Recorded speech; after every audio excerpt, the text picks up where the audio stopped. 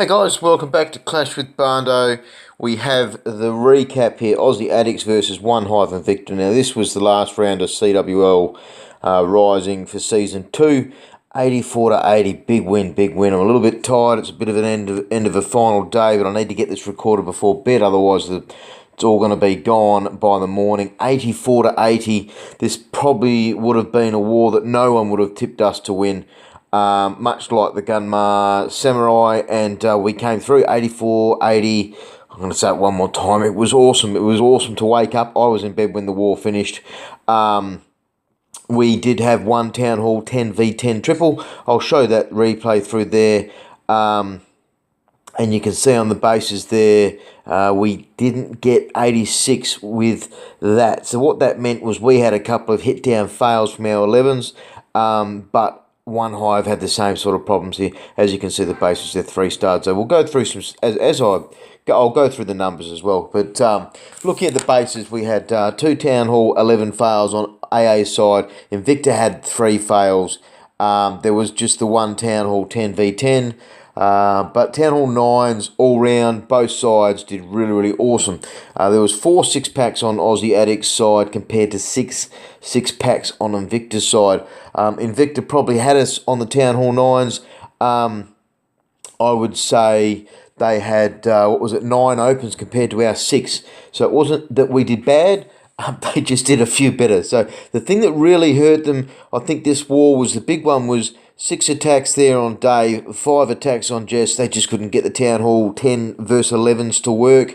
And that 8, there was one of those was a Town Hall 9. That 8, 12 of their Town Hall 10 attacks, 12 of 16 attacks thrown away on the Town Hall 11s to only have 1 actually succeed. And it did hurt their cause. They did have the 3 fails, of course, on the 11s. It's really, really hard work. You can see there all the low percentages on the 10s. We've had this happen to us. We had it happen to us versus NA, I think it was. We got absolutely smashed at the 10 versus 11 game. We had a really good war with the 11s, this war versus our Town Hall 10s. It took us 8 to clear them, but it was a really good mix.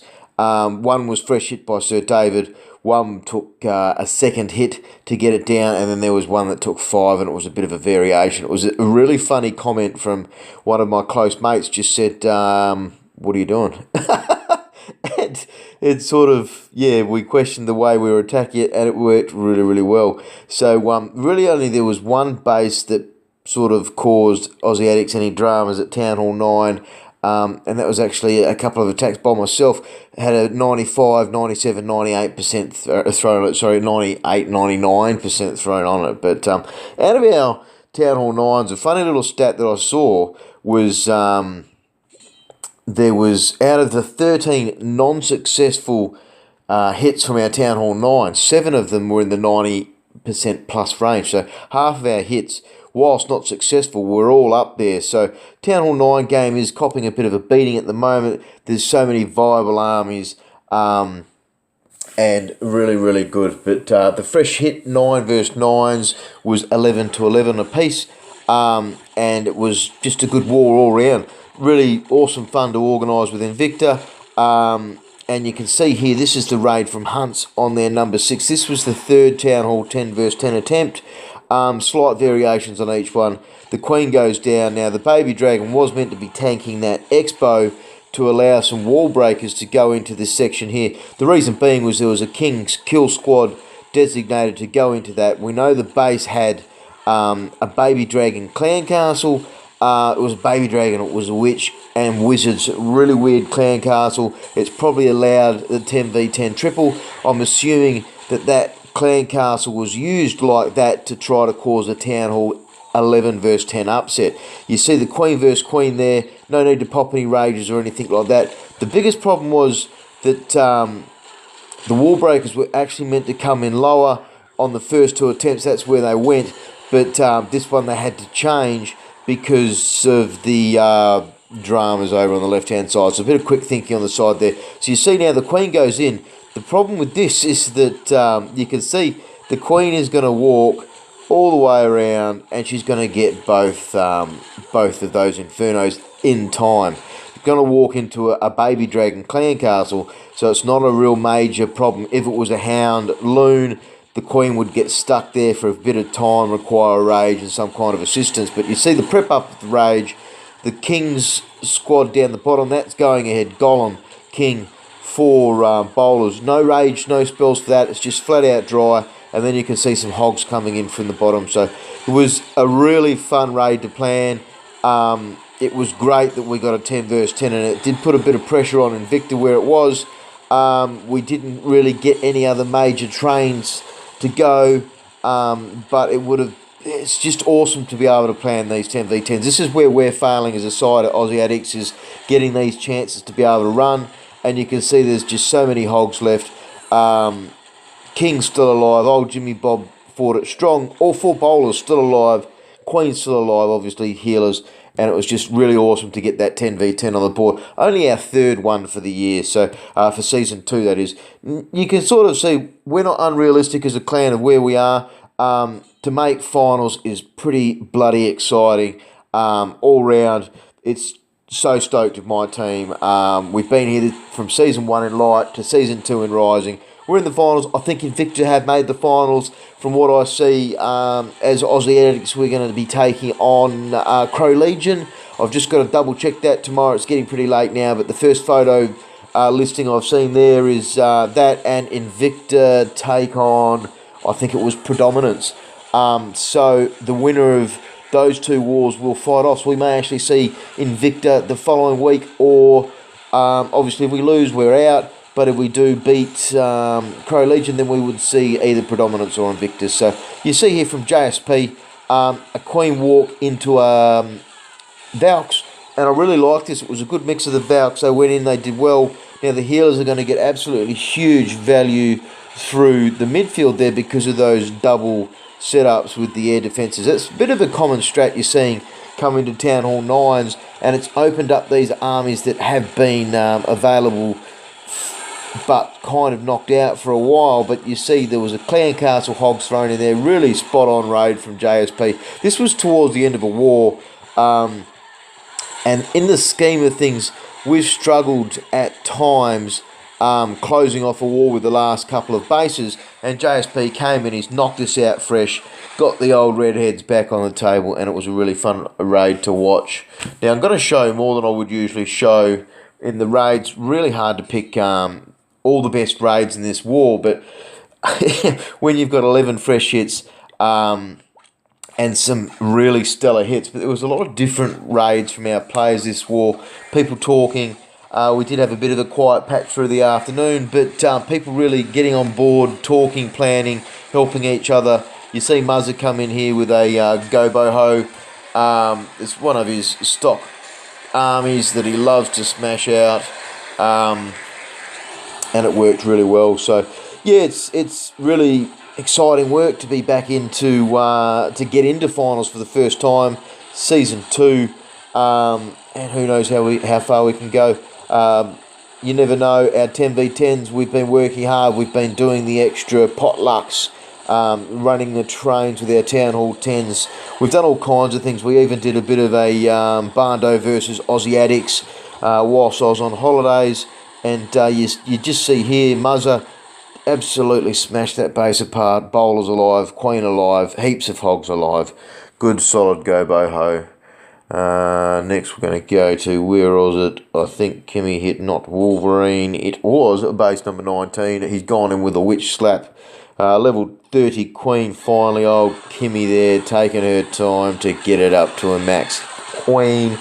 Now, this was with a free draw Clan Castle, I call that, where you can choose to draw it with ground or air, but he's chose to go with the witch slap, I should say. You see each side, the witches, healers, and then, of course, the golem, heroes, bowlers, and a few wizzies to go into the middle there. Baby CC, the kill squad deals with that quite successful. Now you see these witches, they are absolutely smashing it. There's 5 on one side, 3 on the other, so things have been mixed up a bit. Enemy Queen caused a little bit of grief here, but she's just shooting skeletons. She's not doing anything over the top. Kimmy there having to pop his Queen to get that enemy Queen down. But shitloads of witches left, shitloads of skeletons obviously. Healers still in place. There's 4 of 4. I'm assuming that was for the healers alive. And thank your mother for the rabbits. A nice fresh 3 hit there. Yeah, 4 healers. So all healers survived to the end there. Don't know where the traps were. Now, where are we? Dennis did a good attack I wanted to show. I've shown Dennis over the years now for quite a while, and he's got the old lightning, dragon, lava loon. Now, this is what I was talking about with these doubles coming into play, and that means you only need to triple lightning. Now, it was hard to see because Dennis did use the earthquake, but generally with those, you can triple lightning them down, remove 2 air defenses, and this tactic works with a 4+2 combo. So you're actually getting 1 rage, 1 haste for the air. And what was really good about this was the queen positioned where he's dropped it. Old Jimmy Bob's walked off and done the cover at the start, but the queen's got that second air defense down. Both are down. He didn't need any hounds at all if he didn't want. The queen was probably a second too quick, and she drew that hound out of the clan castle. And you saw the dragons just do all weird shit chasing after that hound, but eventually gave up and said, nah, stuff you. And you see there are lots of loons left. Hounds aren't popped. The enemy hounds there just floating around doing bugger all. Absolutely great raid, Dennis. It's good to see that. He's had a couple of tough weeks after the last loon patch as one of the solid air raiders in the clan. Now, where would I didn't show SDJ on this one. He was pretty pumped up after this. He had a bit of advice on his first raid from myself. Didn't come through with a success. And he's come in here. It was a really weird looking raid with the way he's approached his kill squad. It's a stoned go boho. But you see there, you would think normally you would come in from the top and do a double jump or anything like that. But instead he's done a side entry. And corners can be really, really difficult to get into. But you can see the way he's gone into the base there. The bowlers in the middle have absolutely smashed it. The queen goes through. There's really not a whole lot left. He does the hog surgical, has the 1 heal, hasn't picked up the old troll Tesla up the top there. But hogs left. Heaps of cleanup left. Queen, bowlers. There's 2.5 golems in there, I think it is. The hogs run up top there. He absolutely smashed it. He had about a minute left in the raid. And yeah, for our 6-packs, we had JSP and MV Dop on Beck there, both with 6-packs. And then Lance and Carnage had some mixed raids with the 6-packs as well. So overall, absolutely great raid from our team. Thanks for OneHive and Invicta. We had some kind words from them regarding our war. To be able to beat a couple of quality teams before the finals is awesome. We're only less than a week now away from it. I think we have the Crow Legion match. And yeah, Season 2 is finished. We made the finals. Let's get the Aussies on board. Let's get people coming into the ACA, the Aussie Clans Alliance. We want to be able to get this pumping and be that option of a homegrown Aussie clan. So I hope you guys enjoyed, and see you in the finals. Have a party, let's get it started. Go ahead and shake it. I'm looking for a girl with a body and a sexy strut. Wanna get